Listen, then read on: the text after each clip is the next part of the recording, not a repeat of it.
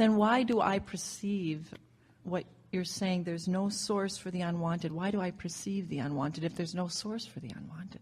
Well, what we mean by that, you are the source of the unwanted. Your thought is the source of the unwanted. You're beating the drum of unwanted is the source of the unwanted. You're getting the momentum going. You're activating the thought, which is the source of the unwanted. But what we mean when we say there's no source of the unwanted is that there's no source like as in God's source. In other words, there's this source of well-being, but there's not a source of evil. There's God, but there is no devil, is what we mean. Man is the creator of all that is unwanted, and you explore it here in this physical environment. But we want to come round to helping you understand that in that variety there is only value. So you want us to say, well, then if there is only value, then there nothing is ever going wrong, and we'll go along with you on that. We want to say that too. We want to say that too. So let's proceed then. There is one. So there is one thought, and let's call it God.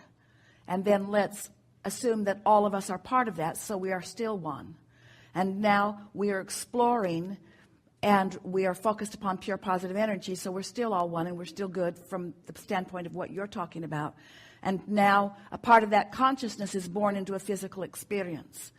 And you got to ask why. Because if I was pure positive energy, then why would I expose myself to any contrast? We say, because from that broader non-physical perspective, you knew that the more would be accomplished by the exploration of more variety. In other words, you knew that by exploring the physical, which is the leading edge, by the way, this physical place with all that is here is the leading edge. So as you're exploring this variety and coming to yet new conclusions, that which you want to call source, which is the one, has expanded.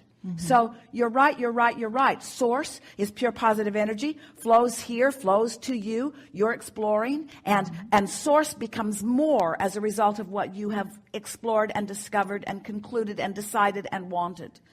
But now the duality is introduced by human, by physical, who is not now able to keep up to speed with the expansion that he has accomplished. So then your premise sort of sounds like it says, well, then we shouldn't have come, because if we can't keep up to speed with the expansion, then we've introduced an unnecessary duality. We say, yeah, you did, but it's not one that you can't overcome, and it's not one that didn't give you benefit, because that duality that you are unhappy about caused an expansion of the universe, which you now have the ability, through focus, to come back into alignment with the one about. And you're right, it does feel really good to come into alignment with the one. But the one that you're talking about is the one that came forth into the contrast. In other words, the contrast is not a bad thing, it's just choices, you see. That's really what we're wanting. When we say there's no source of badness and there's no source of darkness, we really mean that. There is a source of contrast, and the contrast is all about expansion.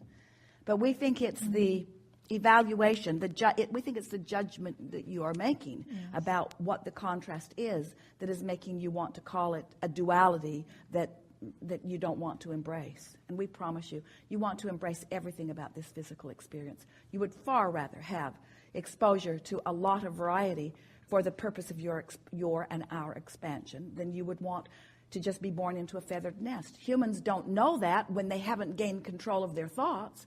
If you haven't gained control of your thoughts, if you don't know about vibration, if you don't know what your guidance system is telling you, then sometimes you do want to sort of close yourself off in the neighborhood that has walls around it, or in a neighborhood that has a gate up that you need a code to get into. Or you might want to just hang around with people that you trust, or put your children only in the schools that you believe are the safest. In other words, if you don't know about your ability to navigate among all of this contrast by striking a vibrational pose that equals your point of attraction that brings you only what you want, then we can see why you would have a problem with there being things that you don't want to see. But when you come into alignment with this knowing, then the variety thrills you. It never frightens you. It inspires you. It never makes you feel guarded. It uplifts you. It never makes you feel like you need to manage it or defeat it. when you come into that wholeness, is a better word than oneness, into that wholeness of who you are, the wholeness of who you are and the wholeness of the frequency that you are, then you become like source. You get such a synergy of pure positive energy going that anything that doesn't match it bounces off. And that's why that which is good is dominant. So dominant that the word dominant doesn't even do it. The word dominant's not big enough to describe the dominance of well-being.